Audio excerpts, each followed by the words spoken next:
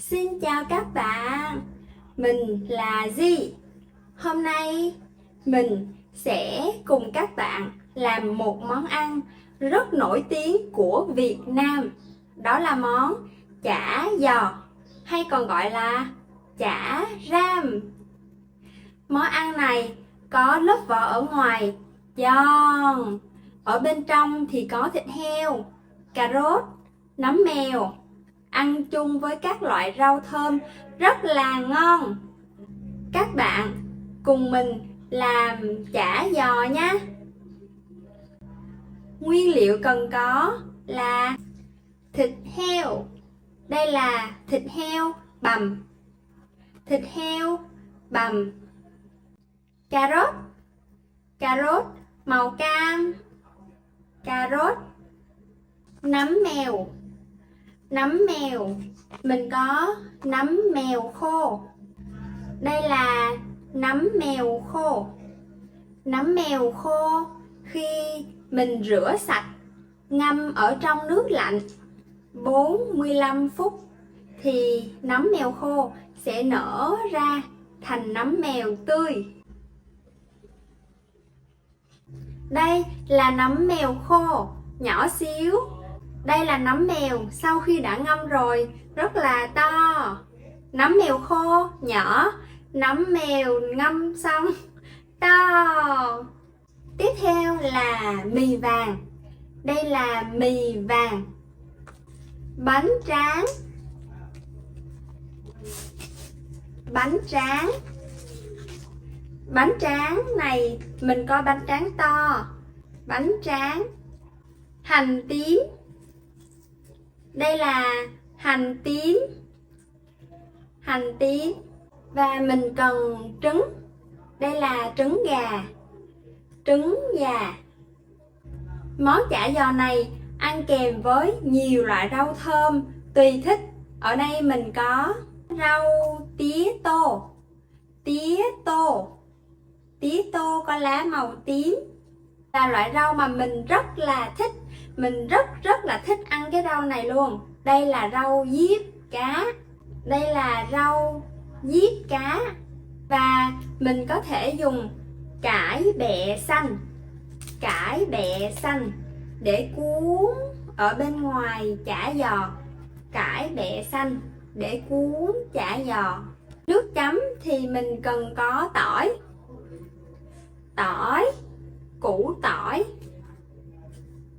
quả chanh để có vị chua, quả chanh. Và cần có ớt để có vị cay. Nước mắm để pha nước chấm ăn với chả giò. Nước mắm. Đó là tất cả những nguyên liệu mà tụi mình cần. Bây giờ bắt tay vào làm thôi. Đầu tiên là mình sẽ rửa sạch nấm mèo khô. Sau đó bỏ vô tô ngâm nước. Sau khi ngâm 45 phút thì nấm mèo sẽ nở to như thế này. Bây giờ mình sẽ rửa sạch. Đây là rau diếp cá. Rau diếp cá này á, mình rất là thích ăn. Nhưng mà có nhiều người không ăn được bởi vì cái mùi của nó khi ăn vô thì sẽ nghe giống như mùi của con cá. Nên nếu ăn được thì sẽ thấy rất ngon. Còn nếu không ăn được thì sẽ cảm thấy rất là khó ăn. Đây là tía tô để trị cảm rất là tốt. Tía tô khi mình không khỏe, mình nấu nước uống như là bị cảm thì sẽ rất là nhanh khỏi. Rau tía tô này rất là hay. Ở Việt Nam rất nhiều món ăn có thể ăn chung với các loại rau thơm này. Đây là cải bẹ xanh. Cải bẹ xanh thì khi ăn vô nó cũng sẽ có vị cay nồng. Bây giờ mình sẽ rửa rau. Mình sẽ rửa rau dưới vòi nước. Bỏ những phần lá hư đi. Đây là những phần lá bị hư. Bỏ đi.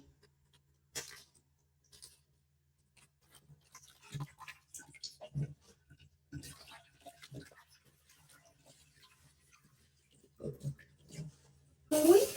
Đây là muối. Muối. Quậy lên. Sau đó bỏ rau vào trong nước muối.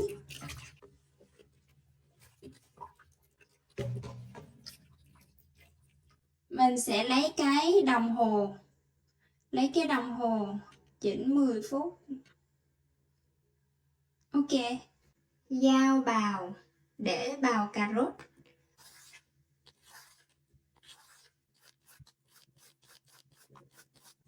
Đây là vỏ cà rốt. Củ cà rốt sau khi đã bào xong. Đây là vỏ cà rốt. Mình sẽ dùng đồ thái sợi. Mình bào sợi củ cà rốt này ra. Mình sẽ bào củ cà rốt này ra. Cà rốt sau khi đã bào.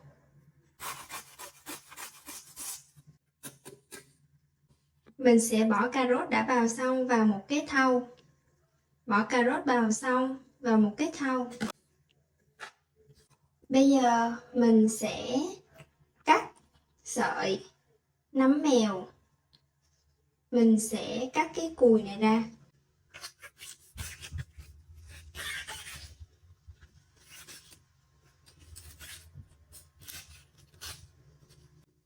Cắt cái cùi của nấm mèo ra. Đây là cái cùi. Cắt cái cùi của nấm mèo ra. Mình sẽ tiếp tục cắt bỏ cái cùi. Cắt bỏ cái cùi. Và mình sẽ xếp nấm mèo.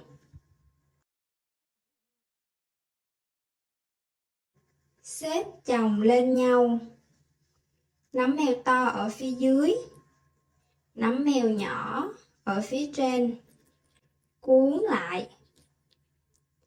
Cuốn lại. Sau đó giữ chặt.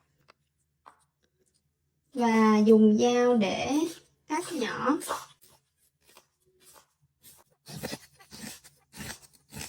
Cắt nhỏ nấm mèo ra. Đồng hồ đã hết giờ rồi. Bây giờ mình sẽ vớt rau ra.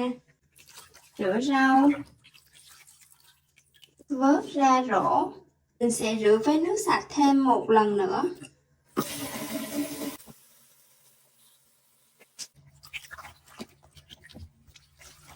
Mình để rau vào rổ.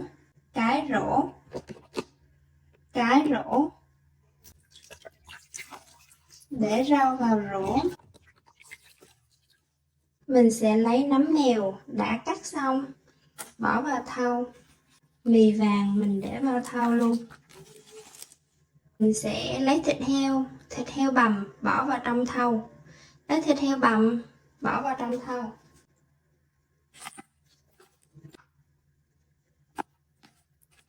Mình sẽ lấy một cái trứng gà bỏ vào đây. Tách ra. Mình sẽ lột vỏ hành tím. Lột vỏ. Lột vỏ 2 củ hành tím. Đập. Băm nhuyễn hành tím ra. Cái vỏ của hành tím. Bỏ cái vỏ của hành tím trong thau. Mình sẽ bỏ muối, đường, bột ngọt, tiêu. Mang găng tay ni lông vào tay. Sau đó là mình sẽ trộn đều lên. Mình trộn đều lên. Sau khi trộn xong, để cuốn bánh tráng, mình sẽ lấy nước vào một cái thau. Bỏ một ít đường vàng vào trong thau. Khuấy đều lên. đầy đủ để bắt đầu cuốn rồi.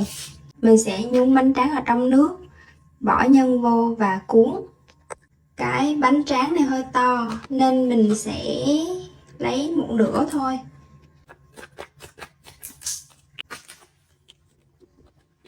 Mình sẽ nhúng bánh tráng vào trong nước. Nhúng bánh tráng vào trong nước. Lấy nhân bỏ vào trong bánh tráng. Gấp bánh tráng lại. Rồi gấp hai bên bánh tráng vào trong và cuốn lại.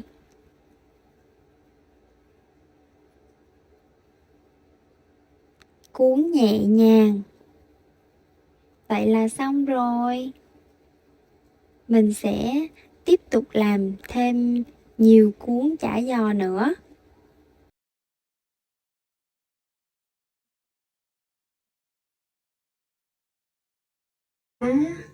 Cuốn được một dĩa chả ram. Bây giờ mình sẽ lấy một cái son để chả ram vô đây.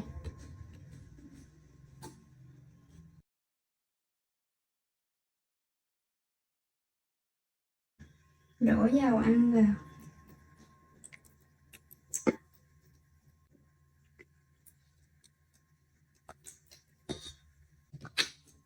Đổ dầu ăn hơi ngập.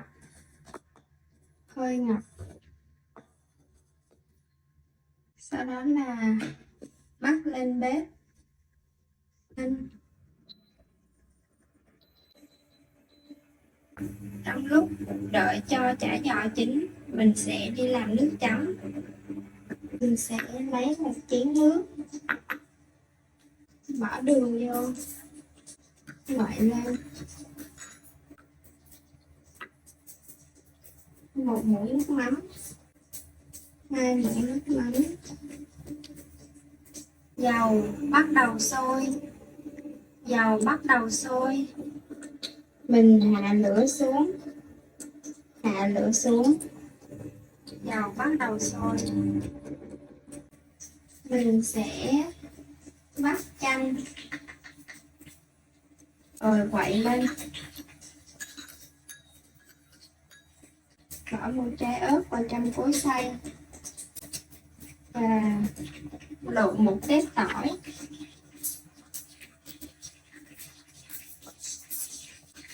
Đây là vỏ tỏi, tép tỏi, vỏ tỏi. Mình sẽ bỏ vỏ tỏi đi. Mình sẽ cắt cục tỏi, bỏ vô cối xay. Cắt tỏi, bỏ vô cối xay. Đậy nắp lại. Mình sẽ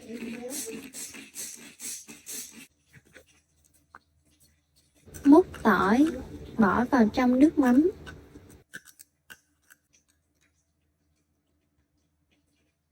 Chả giò đã vàng rồi. Bây giờ mình sẽ trỡ chả giò.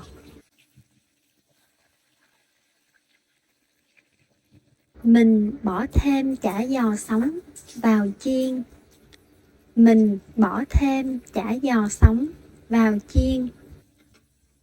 Chả giò chín rồi.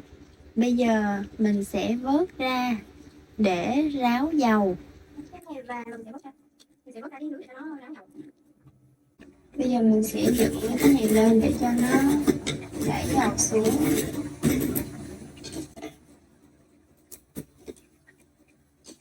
Mình đã chuẩn bị một dĩa rau sống và chén nước mắm. Bây giờ mình sẽ để chả giò lên.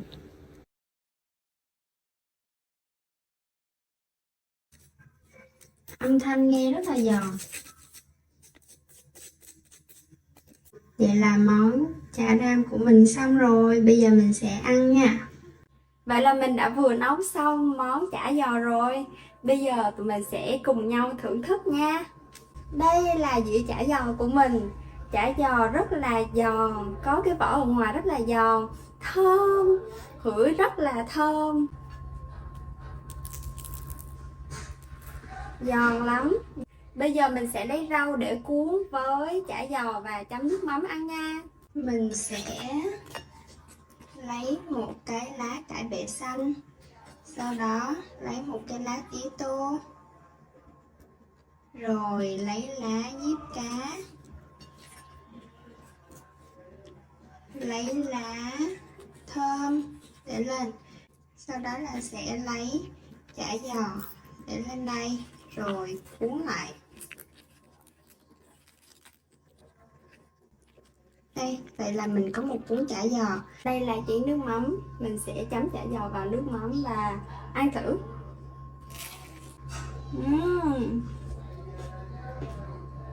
Và chả giò thì rất là giòn, có thơm mùi thịt, có nấm mèo và cà rốt ở bên trong.